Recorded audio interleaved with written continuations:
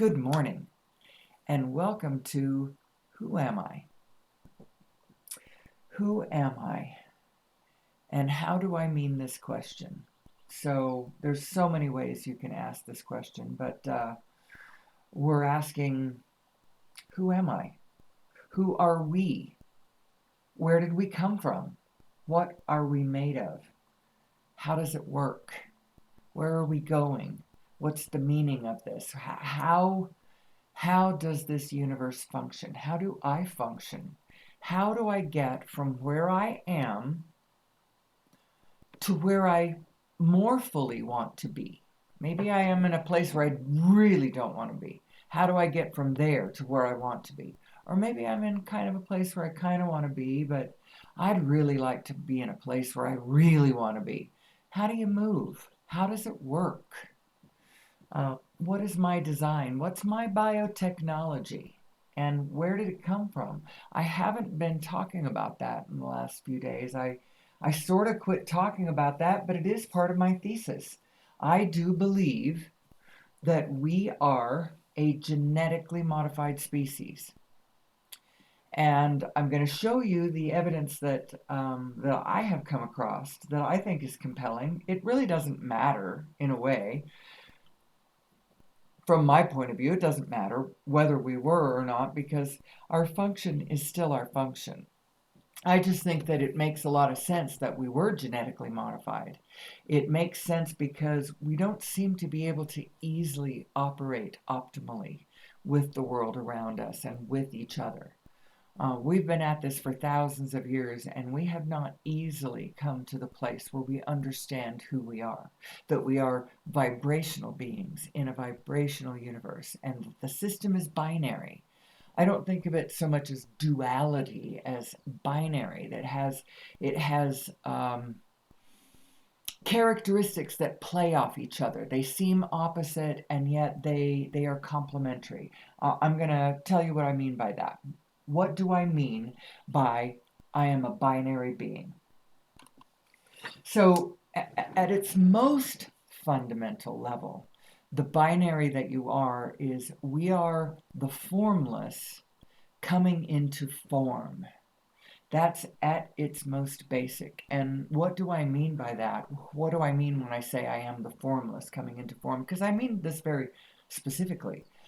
I'm the quantum field. You are the quantum field. Everything is made of this um, cosmic plasma, this this ether, this fluid dynamic, this pixelated um, 0 point energy field, this divine matrix, if you will. We're all made of that. And so, as the rolling manifestation unfolds, as it becomes, because that's what it is. What the universe is, it is the formless coming into form. And of all the things, of all the characteristics, the main characteristic of this morphogenetic field is that it morphs. It changes. It's always changing. It's morphing from one physical thing to another physical thing to another physical thing. So you are the formless coming into form. You are the eternal and the expirational. You are the quantum field and your physical body. You are the macro. You are the micro. You are the timeless in a temporal body. You are the allness. You are the you-ness. You are vibrational. You are conventional. And you are holographic. I say this every day because I promise you it matters. The fact that the universe is holographic is deeply profound. The reason it means that absolutely nothing is left out. There is a oneness at play here. We are a oneness, one with one another, one with the whole universe. We are because we're all made of the same stuff. We are the same morphogenetic field morphing into forms. And we're playing together. We're co-creating this together on the one hand. And yet you, at the center of your experience, are at the center of an extremely unique universe. Don't downplay that. You look around, you think, oh, I'm in the same room with all these people, and the same quantum soup surrounds us, so I'm having the same experience as any of them. And most emphatically, you are not. Each and every one of us lives in a unique universe of your very own. And it's also of your very own creation. You have so much control over this universe. You don't, likely you do not appreciate that. Most of us feel small. Many of us feel helpless. We certainly feel rather intimidated by the vastness of the everything else besides ourselves. It seems so big. I am so small, dust in the wind, and all that. But quite frankly, you are the biggest thing possible, and you are at the center of your own universe that is as big as the whole rest of the universe. You're huge. You are huge. We are huge. And I think the reason that I feel compelled to come into this space and do this every day is because I think that the problems of mankind aren't nearly as big as we think they are. They seem very big. They seem very big, but you know what? When we realize how big we are and how much power that we have over our own universe, we will come more quickly to the solutions that we need mutually, the ones that we need that will bring us out of our collective woes. Now, I'm actually not a Debbie Downer. I happen to be an extremely positive person. I believe that all is well. I believe that things are always working out for us. And even when they look terribly like they are not working out for us, they are indeed working out for us. They are trying to work out for us, and they would work out faster if we would allow it. If we would believe that things are working out for us and lean that direction, they would go a lot faster. So when things appear to be going terribly, my thesis statement is that the reason that that is happening is because we don't know who we are. That all things and all experience serves to that end, that we understand who we are. When we don't understand who we are, then when we act, it goes contrary to what we want, and we end up with a big pile of crap that gets bigger and bigger in a particular way until we finally see our own hand in the mess that we're making. And we go, oh my gosh, I'm creating this reality. I keep pushing back against it as though it's something outside of me, but it's not. It's me, it's me, it's me. And when we finally come to the place where we understand that, then we can quit having this painful lesson about who we are and get on with the fun, the co creating a beautiful, magical, magnificent surrounding like we can do if we would but understand this universe that we live in. So, who am I? Who am I? First of all, let's start off with this because you may think that you are a physical object, but you are actually a vibrational being. You're a vibrational being in a vibrational universe. And actually, vibration is all that there is.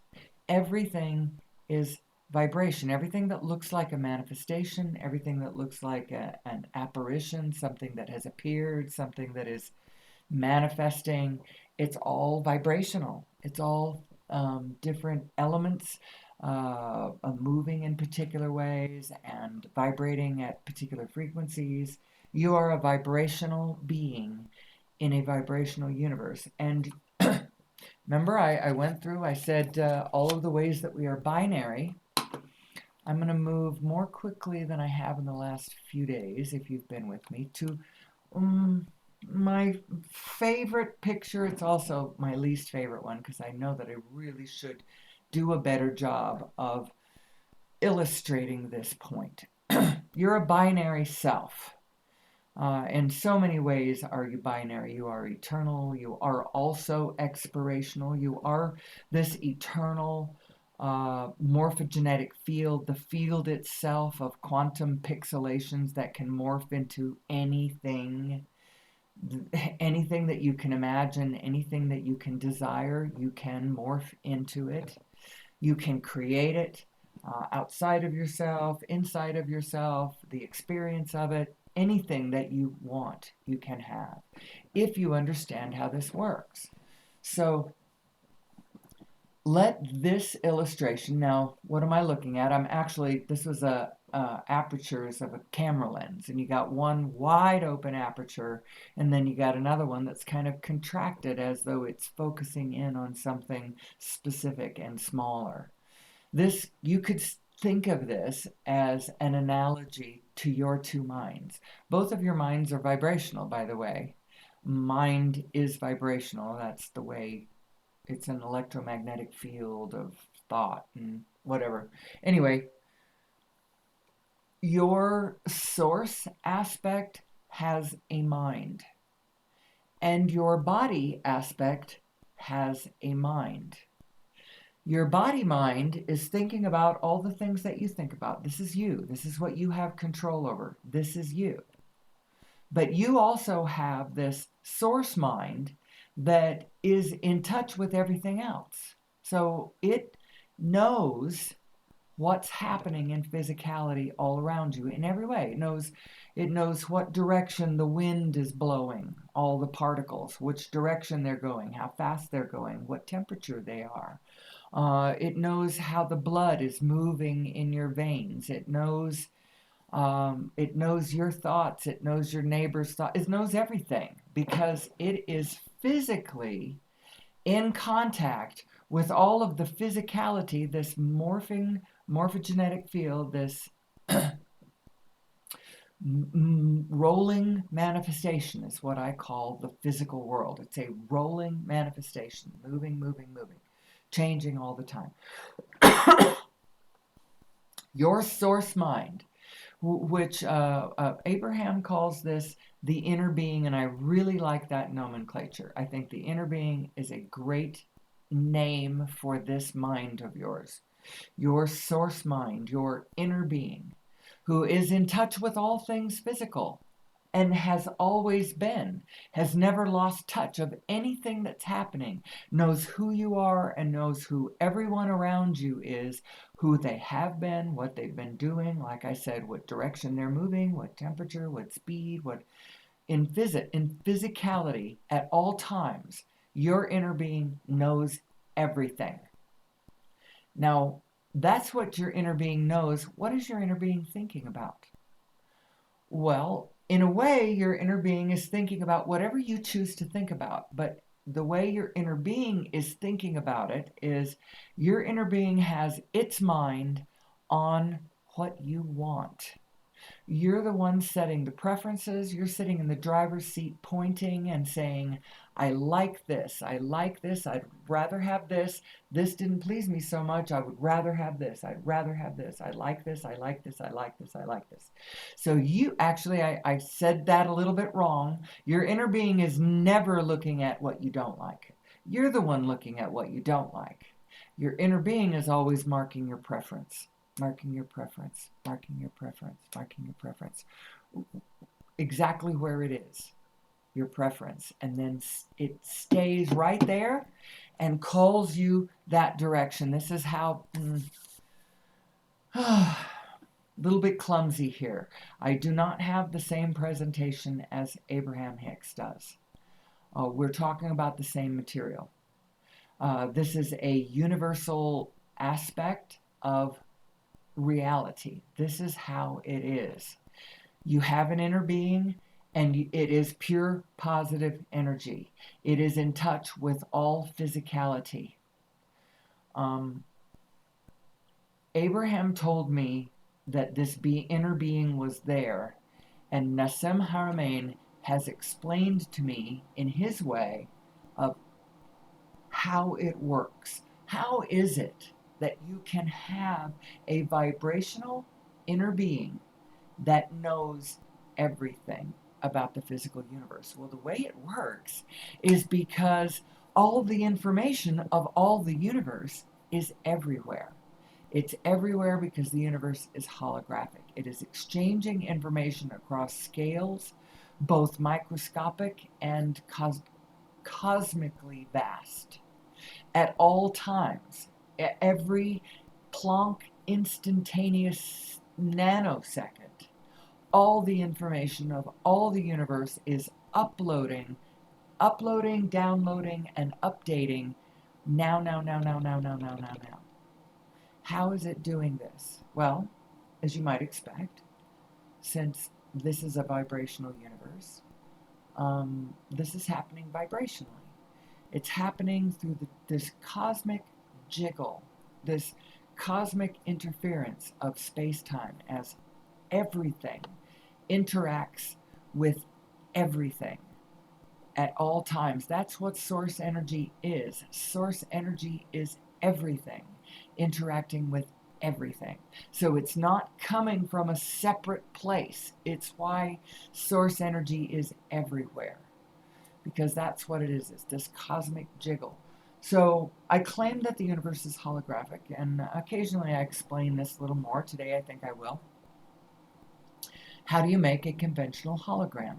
How do we make a conventional hologram, this thing that we call a hologram, where theoretically, in this hologram, if you snip any bit of it away, shine a laser beam through it, all the information of the whole thing is in every bit of it. You don't have to, it's not like one part of the picture is over here, another part's over here. All of it is in all of it. How does that work? Well, so how you make a conventional hologram, you take a single beam of light and split it in two. You redirect these two beams. One doesn't interfere with anything, you just redirect it to a point. The other one, you scan an object. And then you take the beam of light that scanned the object, it's got all the information of you take that picture, you take that beam, and redirect it so that it interferes with the first beam. So it meets that first beam and creates an interference pattern. Well, now, within that interference pattern, you've scattered all the information of the scanned object now is everywhere. It's everywhere in that array of scattered energy. It's and that's how the universe accomplishes this tremendous task. What happens is every instantaneous moment, all of the points are uploading their vibrational information to the whole, to the allness, the Almighty, if you will. Uploads it to the whole. The information of the whole downloads to all the parts. Every now, and it does it vibrationally. It does it through this cosmic interference pattern, this 0 point energy, this point of information that contains all the information of all the universe, and everybody has it going on. It's coming in across your whole entire atomic structure, because every one of your protons is a black hole. A black hole. You can spell that H-O-L-E, or you could spell it W-H-O-L-E. The construction, the configuration of the universe is black holes, all the way up and all the way down. It's like the multiverse is actually nested. It's a net like Russian dolls, nested, cosmically huge, teeny, infinitely small, all coexisting in the same space. It's like all the information of all the multiverse is contained in every point, and you don't have to go anywhere to get it. That's the ground rules of our physical manifesting universe of reality. Now, why do I even come into this space and talk about that? Because that might almost seem boring. might almost seem boring. You're like, you yawn and you go, what does that have to do with me? Well, it has to do with you in two ways. One, on a very personal level, an understanding of your binary configuration, your two minds, your source mind and then your physical body mind, and how the two of them are relating, focusing, thinking about stuff, resonating or not with one another, and what kind of signals you're getting about it. Basically, it's the meaning of your emotional guidance system. And so it's really important if you're having tremendous negative emotion, if you understood what your negative emotion was, you might not take it nearly as personally as you do. And you might be able to get down to business of um, getting kind of turning it around, finding a different frequency other than that, and actually finding your way to your own happiness. And then from your happy place where you're now resonating with your inner being, you can find the better impulses, the better ideas, the more happy life, the happily ever after, dreams come true, synchronistic, co-creatively efficient and joyfully whatever life that you may not be experiencing now. That's one of the things. That's actually a really big thing. That would be a good enough reason for any of us to understand this. Who am I? Who am I and how does source energy work? The other reason to do it is our energy systems that we are using as human beings here in the 21st century. We are a century behind where we should be. Well, I say that, I don't know where we should be. I think the reason that we did not get off of fossil fuels when we could have 100 years ago is because the consciousness was not there. Like I said, until we understand who we are, I believe that every lesson we get, every hard lesson we get, everything that goes wrong, every experience that we have is serving us understanding who we are. Until we get that lesson, every experience is serving us coming to understand who and what we are. As soon as we get to where oh, that's what we are. Oh, that's how it works. Now let's get in and work it, you know? Right now we're just bumbling around in the dark and we are a bull in a china shop. We are an ignoramus on this planet, doing things incorrectly, and then they turn out the way they turn out because, and I believe it's all because we need to know who we are. We're still addressing our social and political situation in ways that deeply implies that we don't know who we are. Our wars that we still try to perpetrate upon one another are scream that we don't know who we are. We need to know who we are. And then as soon as we do, we can play with this. Right now it seems awfully serious. Seems awfully serious. Because what is going on planet Earth? You know, I actually, I don't mean to sound like a Debbie Downer because honestly, my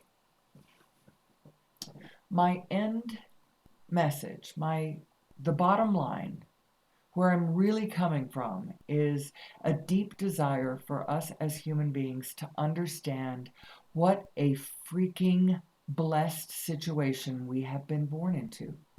We live in the most amazing uh, morphogenetic field of pure positive potential that we could possibly imagine. The only reason that things aren't going well for us whenever they do not go well, and until they go well for most people across this planet, I don't think that they are going all that well. It is, but it isn't. We have within us, as human beings, we have a set of neurons, a special set of neurons. They found these, I don't know, 20, 30 years ago. It hasn't been that long. we call them mirror neurons, because what they are is they're a neuron that fires when we observe something happening to somebody else, just as though it was firing as though it had happened to us.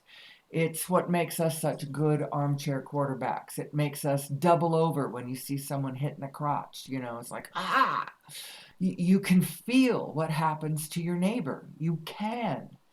And so, as much as a lot of our experience, most of our experience is, well, our experience is being controlled by what we're focusing on and the way we are focusing on it. The emotions that it produces are letting us know how our thoughts are resonating or not resonating with what our inner being knows to be true about the situation. And if you aren't looking at it that way, then you're just knee jerking and you're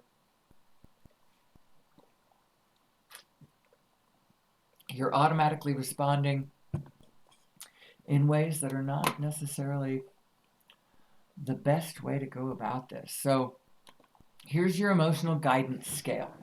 This tells you how you're doing vibrationally. And what do I mean by how are you doing vibrationally? So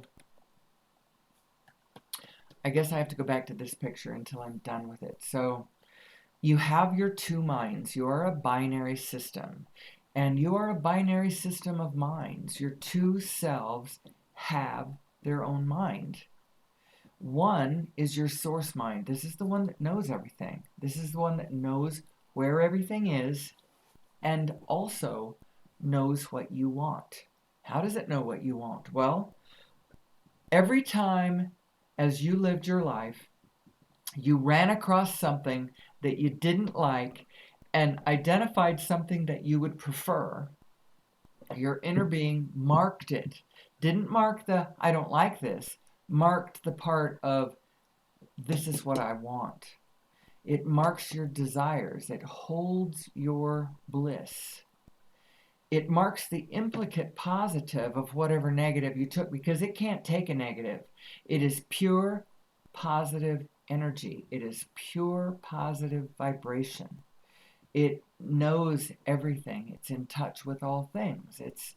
It's that aspect of you that can read the holographic, I call it the allness channel, that vibration that's coming in across all of your atomic structure that is echoing. It contains encoded all the information of all the protons and all of the universe, what direction they're moving, their temperature, their location, their everything. Your inner being knows everything because everything is right there to be known without going anywhere.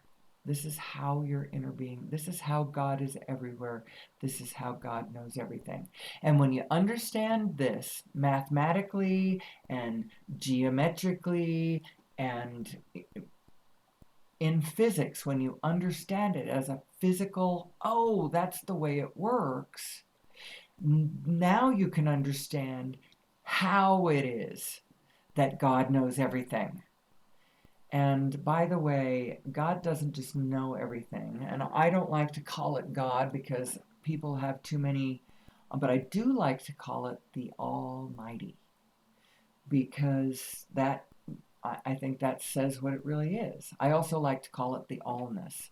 So you have two relationships, and you really only have one relationship. You have one relationship that you need to worry about, and that one relationship will take care of all the rest of the relationships that you have. You have one relationship, and that relationship is between you and you. It's between you, cosmic you, and you, specific you. It's the macro to the micro. It's your source energy self and your conscious, I know this is me self.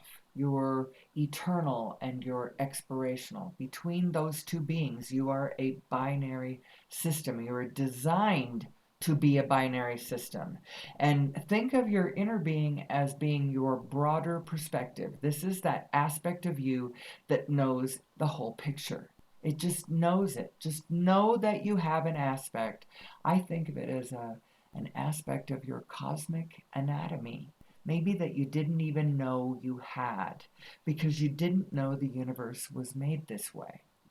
Well, this is the meaning of your emotions because when you take thoughts that are wildly different than what your inner being knows to be true about the whole situation, your inner being knows how valuable you are. Your inner being knows how good you are. That you are good, that you want to be good, that you're in a universe of good, that in reality, your true self is good, is love, is connected, is kind, is knowing. Your inner being knows that that is who you really are. And while you, in your ignorance about your true nature, might be, I'm not going to say that human beings do not act poorly. I would say that there is none of us, not a single one of us, because this is not the way we're designed. We're all good. We're all good. But of course, some of us are being very, very wicked. And what does that mean? What is that? When you see somebody who is acting not like themselves, they are acting wickedly. Well, first of all, I think the whole thing is a field phenomenon, and what it is most primarily and profoundly expressing is that we are demonstrating that we don't know who we are. We are demonstrating that we don't know that we are good, that we don't know that we are here to have fun, that it's supposed to be fun. It's supposed to be joyful, that we are beings who are we are we are happy. We are playful. We are eager. We are interested. We are joyful. We are clever. We are kind. We are all those things. That's who we really are. So now what are you being? If you're not being that, then you're not being who you really are, and you are lost. You don't know who you are, and all of your lessons and all of your experience is serving that lesson. Because until you know who you are, nothing else matters. And after you know who you are, you can use that information to create and co-create joyfully with this quantum field that we have been born into, that is just amazing and has pure potential to. So all of the things that we think that are our problems, and I do have a list of them, and whenever I remember, I speak this brief list of the general things that are um, vexing humanity. Things like, um, I don't even like this list of it because it doesn't have everything. But basically, things like, I don't know if you know this, but right now, underway on this planet is the sixth mass extinction of biodiversity on planet Earth. We've had 5 previous ones caused by different things like comets hitting the planet, things like enormous volcanoes going off and enveloping the planet in particulates that caused a shading and a cooling, and their cosmic events have happened, have caused these things, ice ages and whatnot. This one is being caused by human behavior. Our behavior around the planet, the way we are snipping away the threads of the fabric of life, um, we are killing the planet. And we don't need to be doing this. The biggest reason that I feel compelled to come into this space and do this show every day, think about this myself. I am thinking about this myself as I do the show. I am connecting dots that I that I feel need to be connected. But the biggest reason is because I think that the rising understanding in this department will get us off of fossil fuels and onto source energy. Now, the holy grail of all this is to get fully on 0 point energy so that we're just directly extracting all the energy we need directly from the source of all energy. That's the way to do it. That's the way to do it. And that's the biggest reason why I believe UFOs are kept as a secret. It's kind of an open secret now. It's, you know, and some people still don't believe it, but it's out there. They're having uh, congressional hearings on such things. The military certainly knows about these things. I think that the reason that's being kept secret is because when you observe the way UFOs move, they are implying an energy source that we pretend is not possible. Our collective human systems are telling us, um, I mean, our traditional educational systems are telling us that, oh, that's not possible. Don't look at that. That's not possible. But it is possible. We are taught that whenever you tell someone about over unity devices, so what's an over unity device? An over unity device is one that puts out more energy than it takes to run it. Most people, conventionally educated, will say, well, that doesn't sound right. That doesn't sound possible. Because if that was possible, we'd have already done that 100 years ago. Well, the fact is that it is possible. And the reason that we did not do it 100 years ago is because all of the devices that have been invented that put out more energy than they take to run have been ruthlessly suppressed. Ruthlessly suppressed, often along with their inventors, deep sixed, you know. And we've come to a time in history when you can't hold the information back anymore. So there's a movie. You're going to see it. I'll post it on all of my latest videos. I always post a link to this because it is my deep desire that anyone listening to this goes to these links and checks out the truth of this. There is a long history of this suppression. I put in my description a link to the YouTube version of the documentary movie The Lost Century and How to Reclaim It. It is a history of these devices, all of these devices, and why they have been, how it was possible to suppress them all. It was possible to suppress them all because all of the inventors wanted to get their device patented, and they wanted to build their own multi-billion-dollar empire. They wanted to keep the information secret until they could get it out within a patent. The patent office is part of the problem. All of our collective government systems are part of the problem. They are woven into the problem. I call it a problem, but it's actually it's all kind of an opportunity. It's a problem slash opportunity. Your inner being sees nothing as a problem. It's just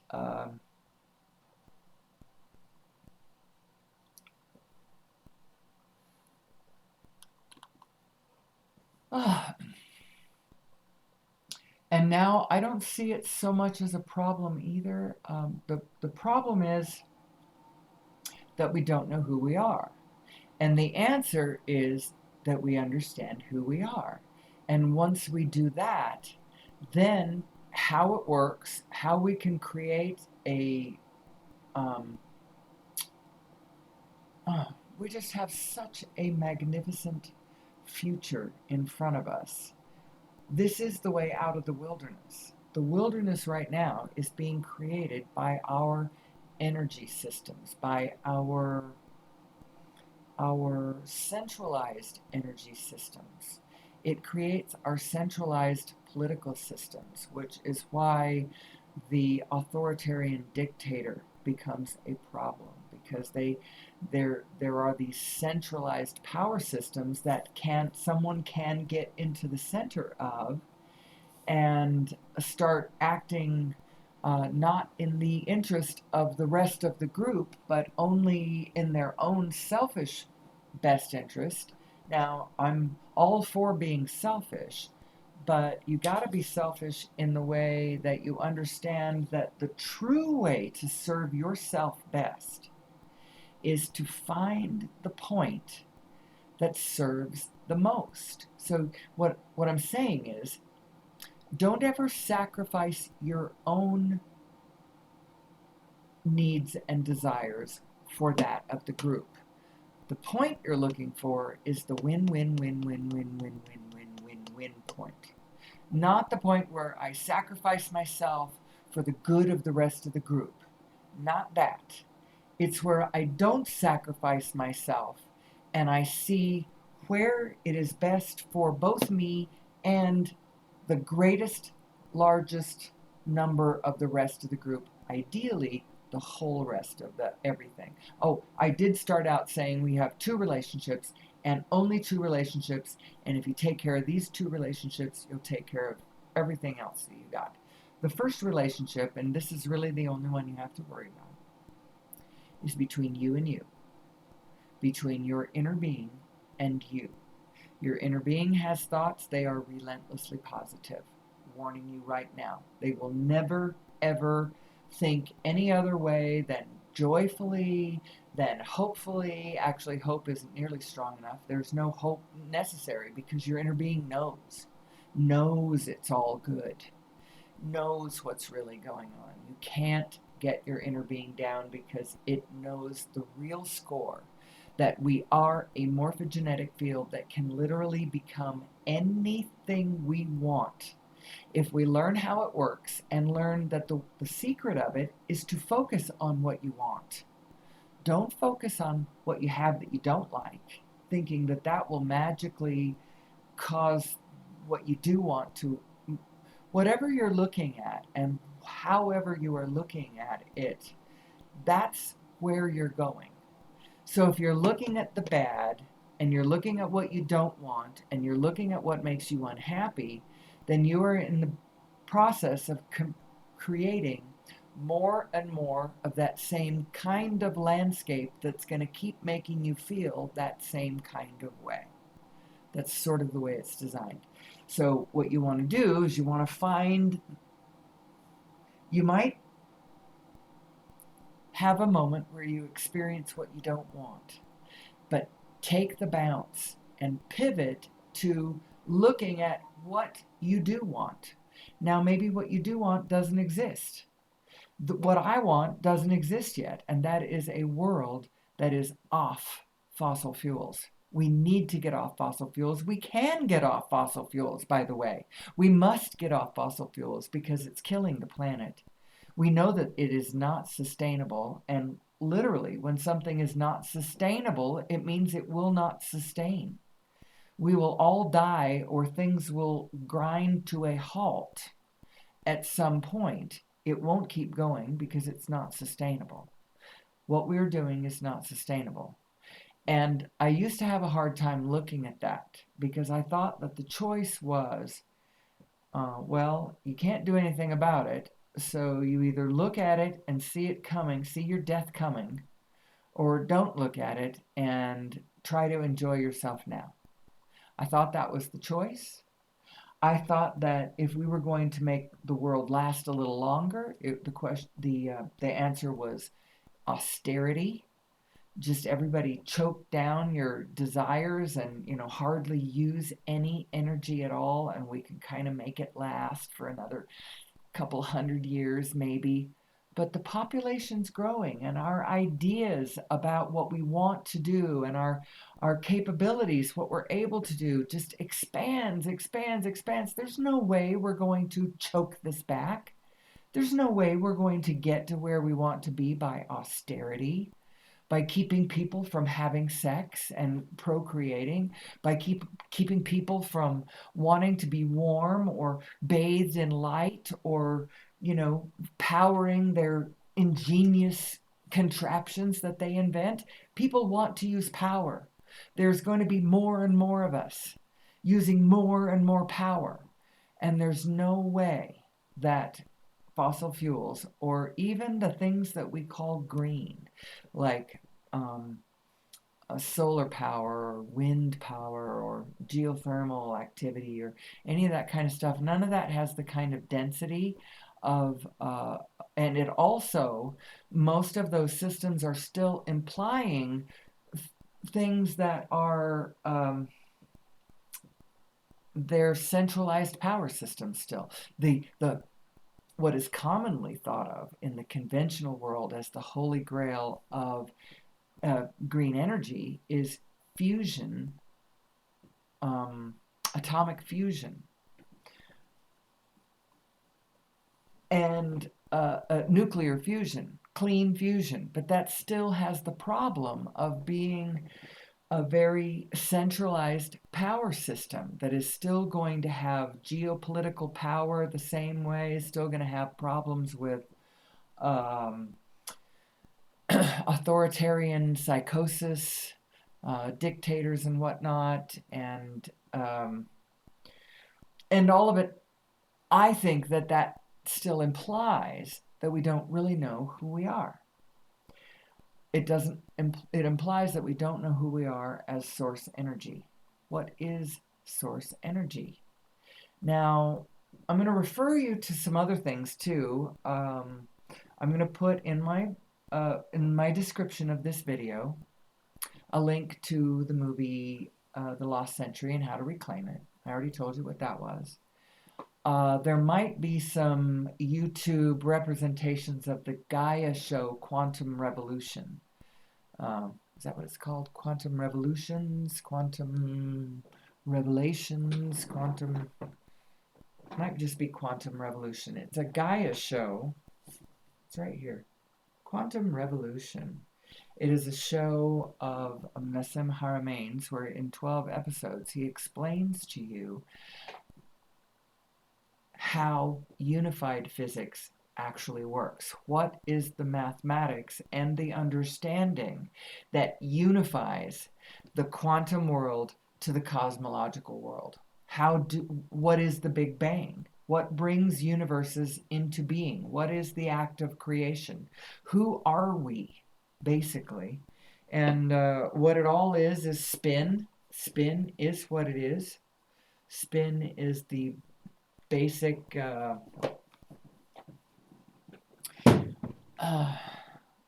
what would the word be? Unit of reality. So let's go into my slides. I haven't been religiously doing my slides. Here is the what do you call it? It's not the thesis statement. What is it? This is the abstract to Nassim and his team, Cyprian and Olivier's paper, The Origin of Mass and the Nature of Gravity. And this is a full scientific and mathematical explanation of how reality comes into existence. Nothing less than that. This is the full abstract of the paper.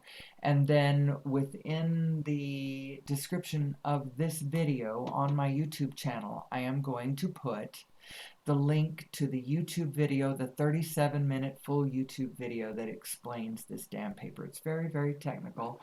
If you're a physicist or a mathematician, you'll have a much easier time understanding it. But it basically is describing everything from the Hawking radiation of the proton core. So every proton is a little black hole. And because every proton is a little black hole, it has Hawking radiation, as all black holes do. Turns out that a black hole proton is going to last roughly approximately 10 to the 35 billion years. So very stable thing, the proton. Um, this is just 13 slides I screen captured from that 37-minute video that I'm posting the link to. This shows this space-time pixelization. If you look at in the empty space around you, nothing is empty. It is solid packed plonks, just like what this looks like. When you start getting into this, you start realizing where sacred geometry actually comes from. Sacred geometry is the geometry of the creation of matter. It's where matter is coming from. It's what experience and reality, what this universe actually is. What 0 point energy is, what this vibrational universe is, who you are, and how it all really works. This one, I like this one. I had this one for a long time. This one I captured from the paper, not from the video explanation of the paper. This one is in the actual paper. It is showing the relationship between the Planck field of every proton and all of the protons in all of the universe. So I find it all very interesting. This shows you what a Planck actually is. It is found, there's 3 Planck units. There's Planck time, Planck mass, and Planck length. Basically, they are achieved by taking a photon, which is a packet of light that travels at the speed of light because it is light. So it's a packet of light, and it going the speed of light, it crosses its own diameter. And the length of time it takes to do that, and the distance that is, the frequency, the wavelength, all of that's the little mass that is, that's what a Planck unit is. And the space around you is solid pack, dense pack Plancks. That's what 0 point energy is. It's this seething, highly energetic sea of Plancks. And the Planck density of a proton, of a subatomic particle, is, I think it's 10 to the 93. Very dense pack. And it's everywhere, and that is source energy. I do believe that we can tap into this infinite source of power. We no longer have to plug into fossil fuels. The only reason we're doing it now is because most people do not understand source energy. They don't understand the possibilities. They haven't put it together and gone, hey, wait a minute, we don't have to be doing it the way we've been doing it. I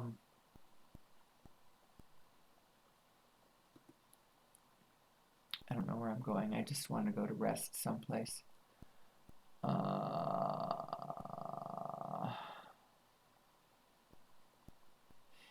And the fact is that, oh, I like this one. I need to use this one again. Maybe I'll use it tomorrow. This one's a good one too. I like this tree.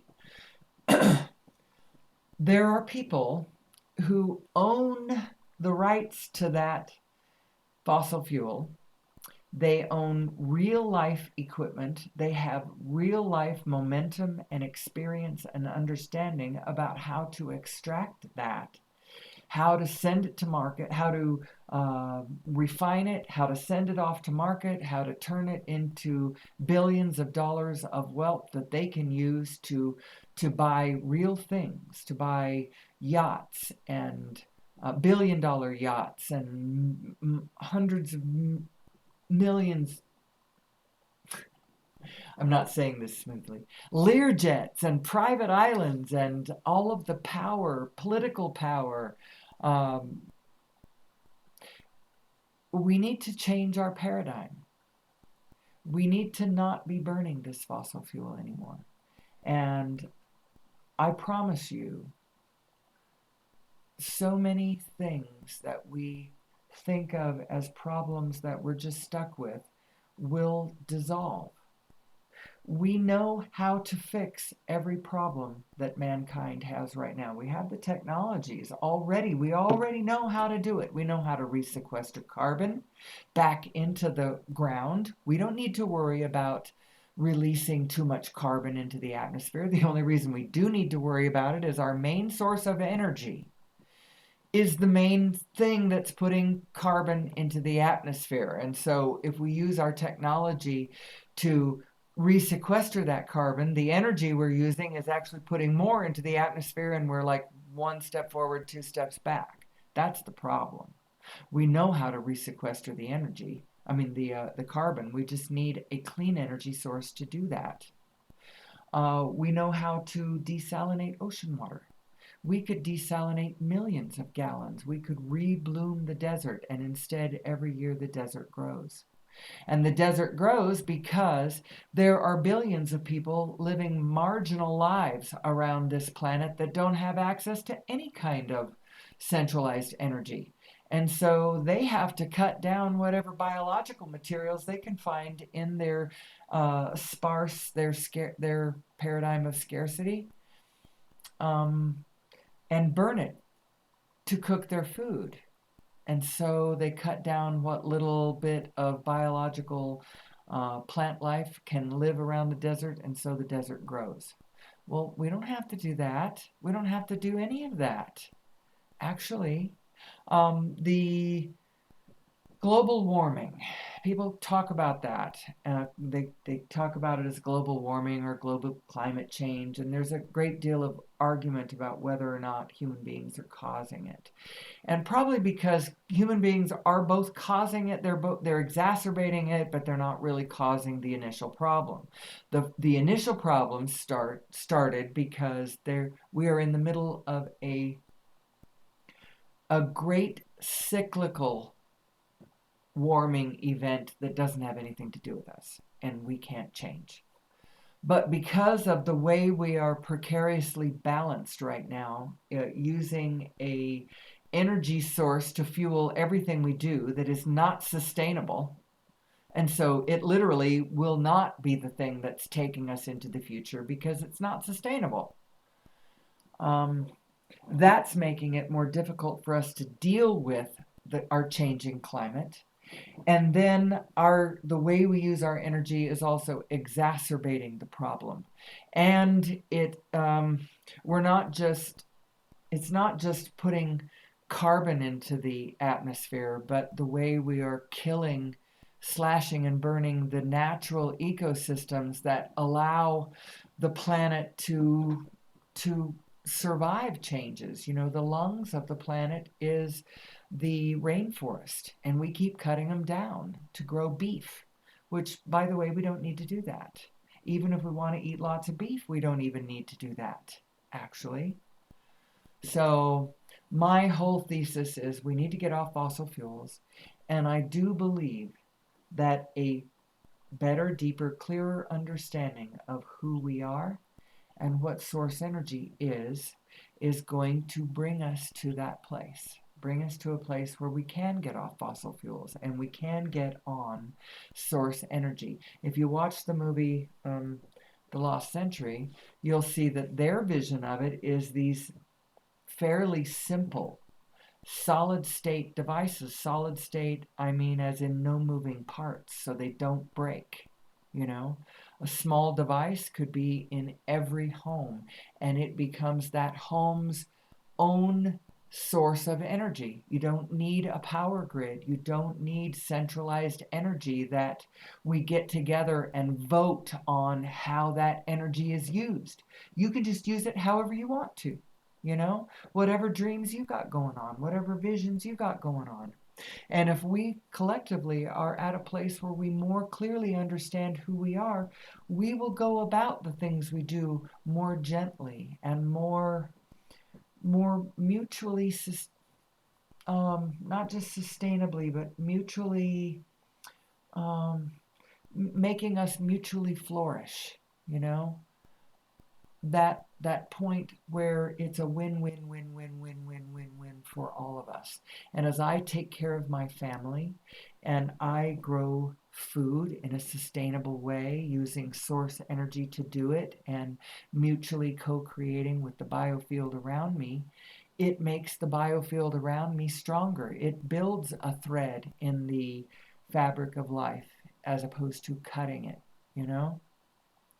This is the future that we're going to. Not only that, but our better understanding of, so it's not just the origin of mass, but it's also the nature of gravity.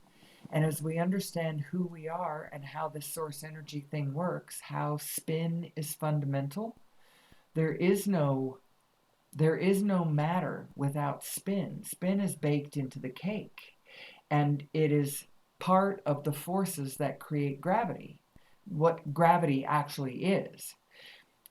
Our understanding of source energy is going to also bring us a understanding of gravity, which will allow us to pull our transportation systems up off the surface of the planet.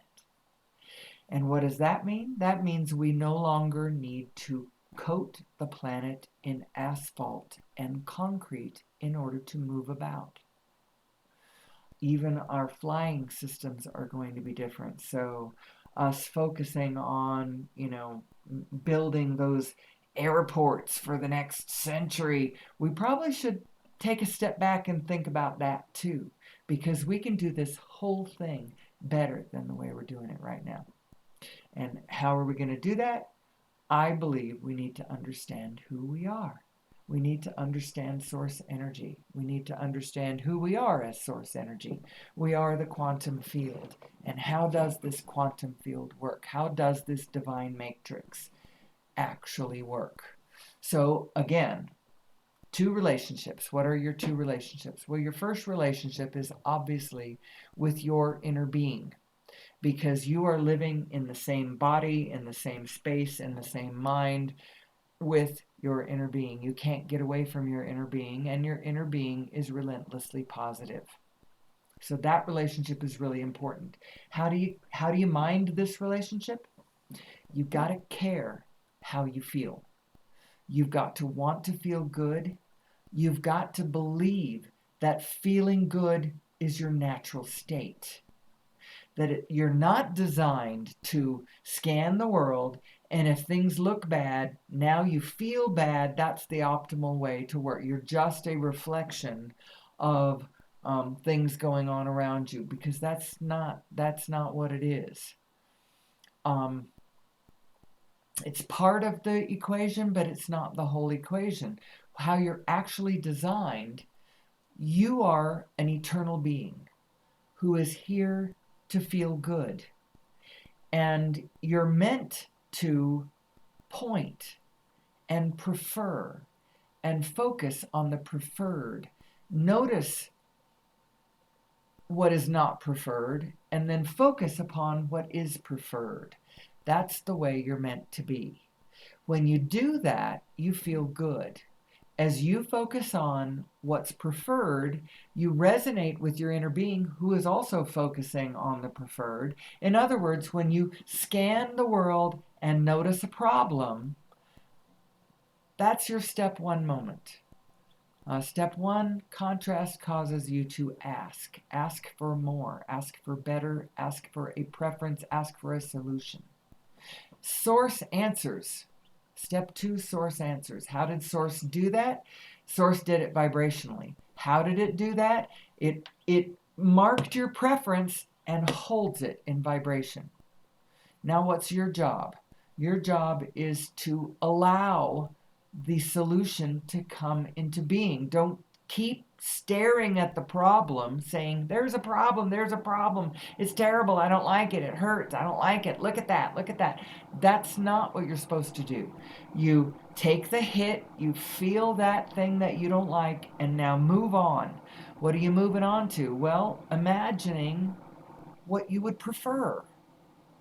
Your inner being immediately went to what you prefer. When you start thinking thoughts of what you prefer, you're resonating with your inner being. And I know I'm getting way too complicated. I I know that this is not simple. And yet it is really, really simple. It's really, really simple. So, two relationships. The first one is between you and your inner being. And the way you take care of that one is care about how you feel. You are only in resonance with your inner being when you do feel good, because your inner being always feels good. It's it's connected to all of existence. It joyfully is bounding forward. It's knowing full well that we are expanding. It knows very well that the solutions are coming because they have been asked for, so Source is on it. And the answer now is just get into alignment with Source and allow that solution to come into being. It's going to happen. See how long it takes. It always moves to the good. It always moves to the good. And the only reason that it takes so long is because we believe other things. We don't know who we are, and we believe other things about this. But, the world really is getting better. It is getting better. If you could know some of in the olden days, this was the one that really did it for me. Now, maybe it's an oversimplified example, but back in the olden days, we used open latrines, we used outhouses as human beings. Most people did their business in outhouses of some sorts. And back in those days, the largest source of black widow spider bites and other spider bites came from using those outhouses in the middle of the night. You sit down, you sit on a black widow spider, and it bites you. And that's actually where most people got black widow spider bites. You know what? And for centuries, we did that. And that was us crying out for more, crying out for more. And now, worldwide, across the planet, there are more people using indoor facilities with running water, hot and cold running water, and lights and clean facilities. And it's so much more pleasant for so many more millions and billions of us. And are we there yet? All the way to everything that we want? Of course not. But the way we're really designed is to focus on the preferred, get into alignment with the solution as opposed to the problem. They are two completely different frequencies. The level of the solution and the level of the problem are two completely different things. They are different frequencies. And so you got to get out of the solution, the frequency of the problem, if you want to find the frequency of the solution. Things are always working out for us. We just need to allow that to happen. The peace that we have been asking for is on the way. The connection that we have been asking for with all of the rest of humanity is in our future. It's actually happening now. We recently took a very epic trip for us. Went to the other side of the planet, went to Fiji and New Zealand, and we saw a Maori show, a really breathtakingly spiritual Maori presentation at the main museum there in Auckland. I would recommend that show to anyone who is planning on going to New Zealand. And the way that Maori woman spoke about the web of energy that connects us all made me know that in every walk of life, somehow intuitively, this information about who we are and how it works is understood. We know who we are. We need to really know who we are because we don't know who we are. I'm contradicting myself. Okay, so your two relationships. This is the first relationship between you and you. What's the other relationship? It's between you and everything else. And think of it as just one thing. You have this relationship between you and your vibrational inner being, And that one is your very, very close, very intimate, in your face, all the time relationship. And how you manage that one determines how the rest of it turns out. That relationship you have with all of the rest of the universe. You think that it's this person and that other person and then these animals and then this uh, non-animated stuff and I have all these different relationships with all these different aspects. But it's actually just one relationship. One relationship between you and the rest of the universe. And whenever someone stands in front of you and speaks to you, it's like an emissary of this great oneness that is standing in front of you, speaking to you, but it's the whole universe. You are the whole universe, and your relationship is with the whole universe. And your inner being has a relationship with the whole universe, and your relationship with your inner being determines your relationship with the rest of the universe. And I hope that I'm not getting too bizarre or haven't lost you if you started watching this and then you go, you know what, I just can't deal with this woman anymore. She's just nuts. So I'm going to go on to a different part. I haven't said this for a number of days. This one is, so I've put up on the screen this picture. This is a diagram of your physical brain. It contains your lizard brain, it contains just your general mammalian brain, and then the layer of brain that you think of as being your human brain, your neocortex. As you achieved all these greater layers, you didn't hand in the lower brain. You still have that. And they still are in charge of what they ever were in charge of. But now you have more layers over the top of it that give you broader perspective, that give you greater understanding, that give you an ability to not just knee jerk to the reaction that that lower brain might give you. It gives you a broader perspective where you understand, oh, I don't need to freak out. That person running at me with a knife, that knife is made of paper, and that person is my child, and I'm in no danger, and no one's in any danger, that sort of thing. Where did this neocortex come from? Well, 76% of the volume of this neocortex comes from human chromosome number 2, which is a very special chromosome.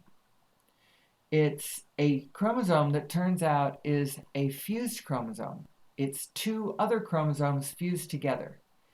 And not just those two chromosomes fused together, but redundancies on both sides of the fusion were clipped away, likely to stabilize the fusion so that it wouldn't just come unglued, right? This right here, this is an article in the Proceedings of the National Academy of Sciences, which is a scientific peer-reviewed journal where different people from the different disciplines of science can publish their work to their peers, who are the only ones who really understand the language of their specificity, their specialized discipline, their specialization, if you will, in order to even know what they're talking about. So this article was published back in 1991, and as far as I know, the people who published it did not have an agenda. I don't know of any thrust that they have ever pushed forward to say why they think this is, or I don't know anything about that. I was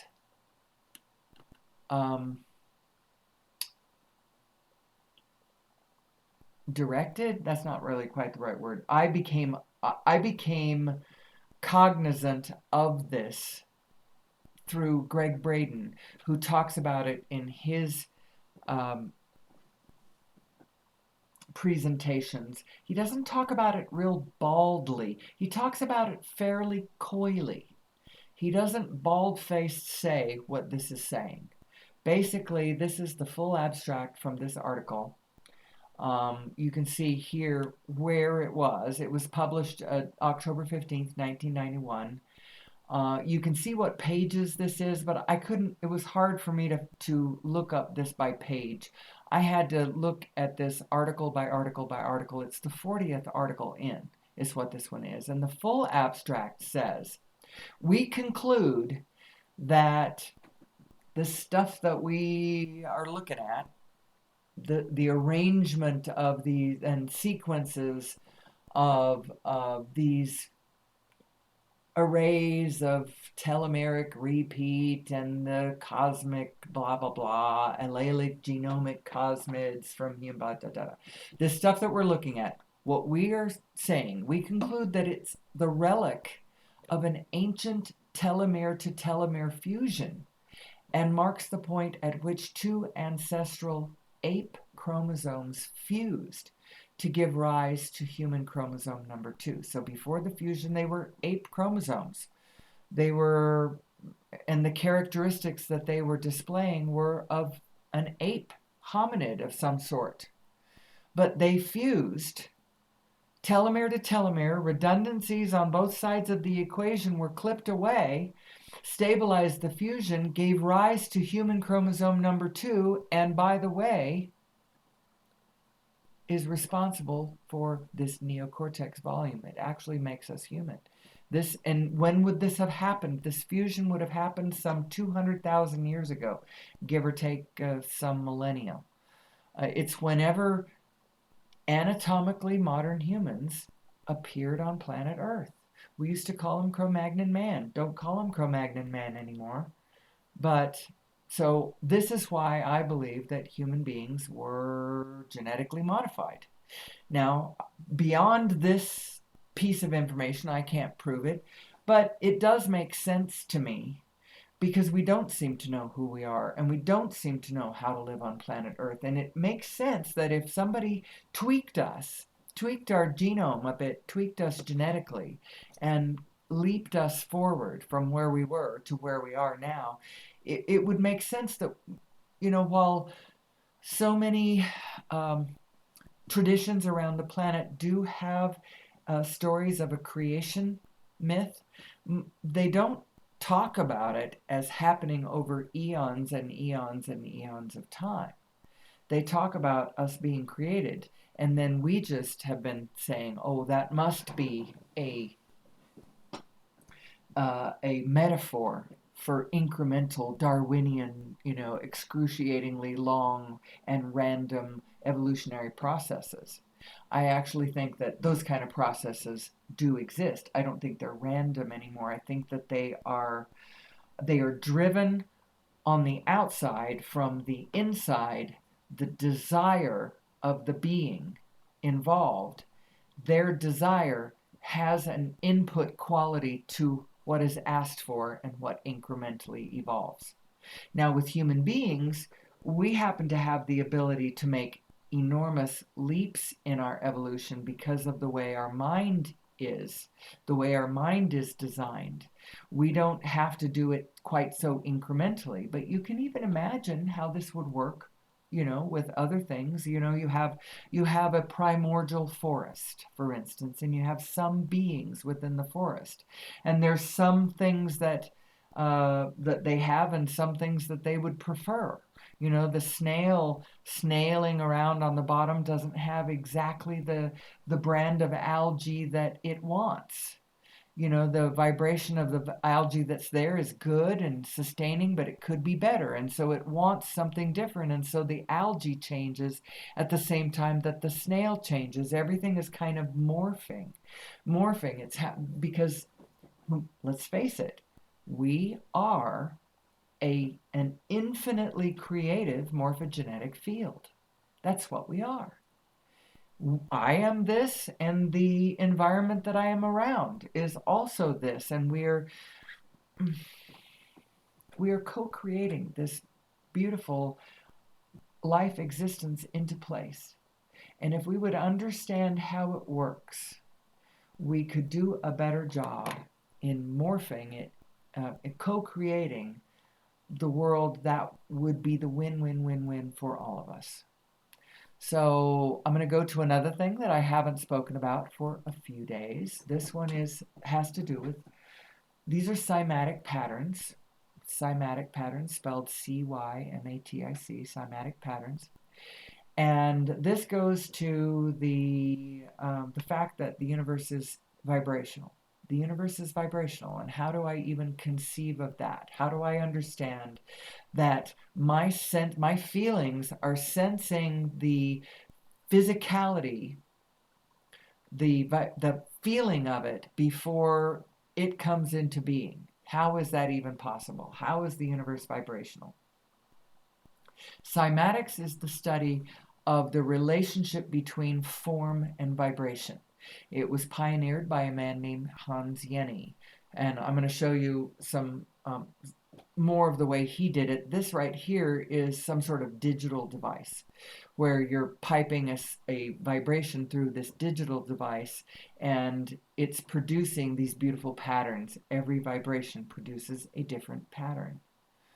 How he did it, initially he had a metal plate, and he would put some sort of granular medium on top of the plate, iron filings or salt or sugar or sand, you can imagine, on top of the plate. And then you pipe vibrations into the plate, and lo and behold, patterns appear on the plate. Change the frequency, and the pattern changes. Change the vibration, the pattern changes. Make it a higher frequency, and the pattern begins to get more and more complex. Just raise the frequency of the same vibration. It gets more and more complex. You can see this in the upper right and lower left of this picture. That is a black metal plate with some sort of golden light colored granular medium on top of it, and they're changing the vibration and making these different patterns appear. And you can see upper left and lower right, these are in nature, cymatic patterns. I just put this in so that you can visualize the truth of my statement that the universe is vibrational. We are vibrational beings in a vibrational universe. And this is why your emotions have so much credibility, because you're reading vibration. But what you may not realize is that your emotions are a relative thing between your pure positive energy inner being, who's reading the whole field all the time and knows the goodness of everything and knows the truth of all things, and what it's thinking about and what you're thinking about. And if you're taking lower, negative, I hate this person, well, your inner being hates no one, sees the value of everything, knows how we are co-creatively dancing with all things, and it's all blessed, and it's all good, and it's all fun, and it's all wonderful, and it's all interesting. So if you're taking other thoughts, they aren't resonating with the frequency of your inner being, and that difference, that disparity, the difference between those frequencies is what's causing your physical discomfort that you're calling negative emotion.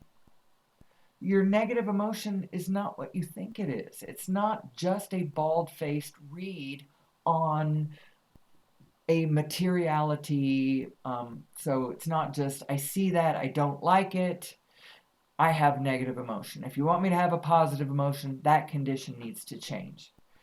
Well, if you're living your life that way, you're going to suffer a great deal because you don't have control over the conditions like you think you have control. You don't have control over other people's behavior, and there's pushing 8 billion people on the planet. And you don't have control over any of them, let alone the people who are closest to you, your children, your spouse, your lover, your friends, your government. You don't have control over any of those people. If you did, they would be behaving a lot differently than they are, wouldn't they? So your happiness had better not depend upon conditions being a particular way. Now, it is fair that you prefer life to murderous rampages of unfairness. That's fair.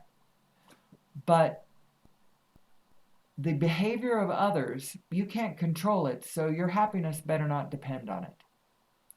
Now, it turns out when you can find your way to happiness, even when the conditions do not seem to warrant happiness, you get into a place where you get the inspiration and the impulses to start acting in a way that facilitates the conditions around you becoming better and better. So it really is a good thing to feel good no matter what is going on around you.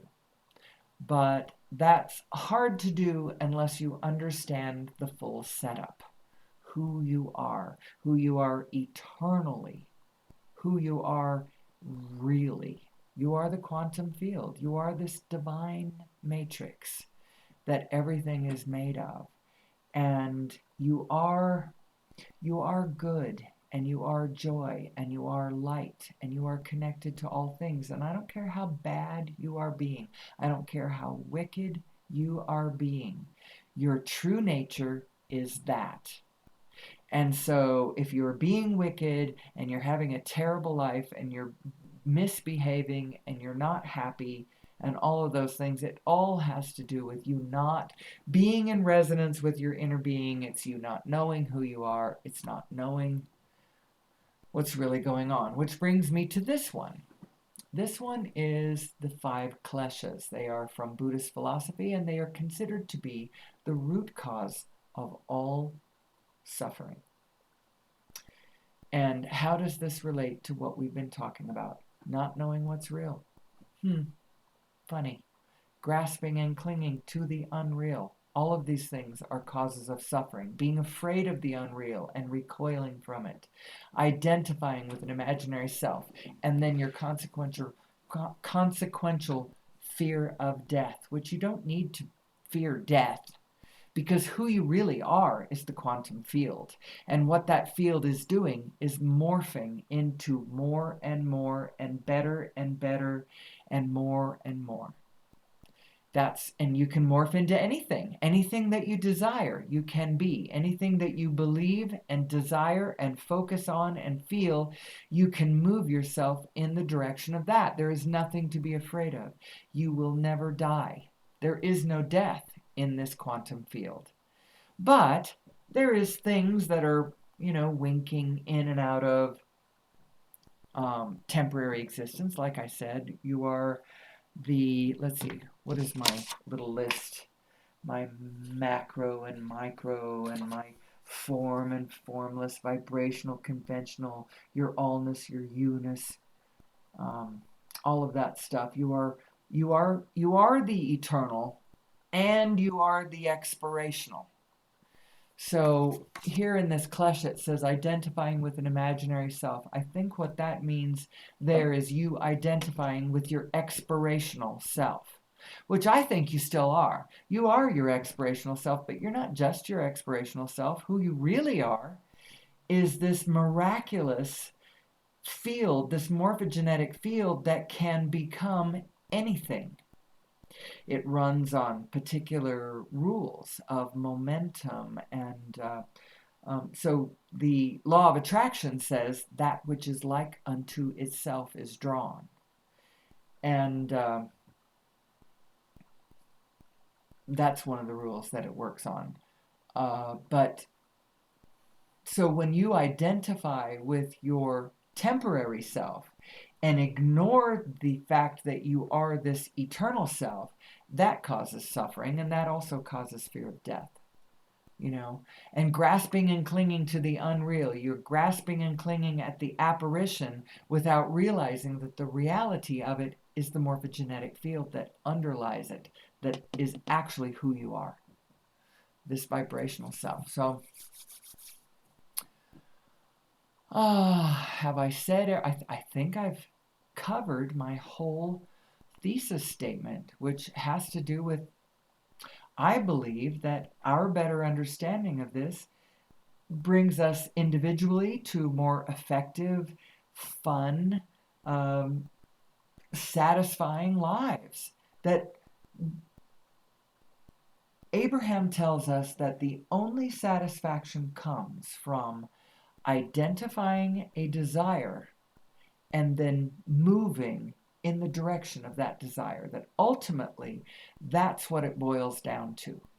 So, your inner being, if you want to know how you get into alignment with your inner being, you gotta, how you even identify which of yourselves are you even looking at when you're looking into your own mind, into your own feelings, into your own configuration. How do you know who is who in there? Who's my inner being and who is my conventional self? Who's my macro? Who's my micro? How can I tell the difference between these two? Well, I'll tell you right now, your macro is your desire. It's that impetus of desire moving forward. Your bliss, what you want, the preferred, the solution. That's who your inner being is. Who are you being? Are you stuck in a place where you're just focusing on what you've got that you don't like and you're grousing about it? Or are you focusing upon the preferred that not preferred thing just revealed? You had a step one moment, you had a realization, oh, this would make that better. I'm cold. Ooh, if I made these shoes, I've got my toes hurt, my feet hurt. What's the preferred thing? Ooh, shoes would be a great idea. Now I'm focusing on shoes, and as I focus on the solution, dropping into my mind are ideas about what materials I could use that's around me, how I could make those shoes, all kinds of things. In a million jillion different ways, this plays out all the time. You have a step one moment. Your inner being goes right to the preferred. And if you care about how you feel, get into a happy place, you're now in resonance with your inner being, and the great ideas now come to you. The great ideas about how to make money, or how to make better shoes, how to build bathrooms with hot and cold running water that spiders aren't in, and all that kind of stuff. Um, who am I?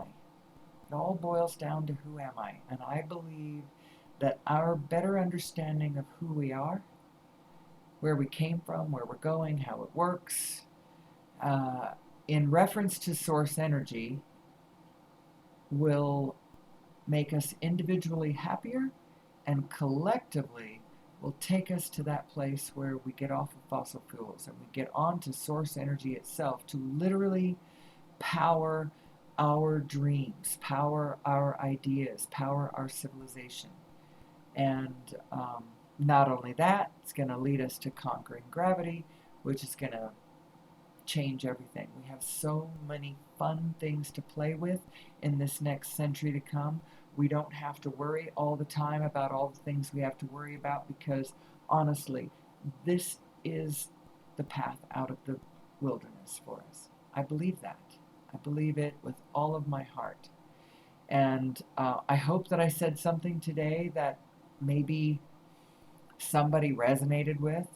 I I'm going to get better at this. Believe me. Right now, it is my intention just to practice this, to get better at being able to put this thesis together, to connect these dots, to help raise our understanding of who we are and how this works. The law of attraction, unified physics, all of this to bring us to our happily ever after. In the meantime, you know, I forgive me if it wasn't as good as it could be. Stay tuned if you want to hear me get better and better every day. I've got to decide what time of day I'm going to be broadcasting this. What's the best time of day for my mindset to stay in this non resistant place where I'm just talking about everything. I haven't even called it universal consciousness yet, But it's universal consciousness, and it's this place where every single one of us can go to. That's why it's called universal consciousness.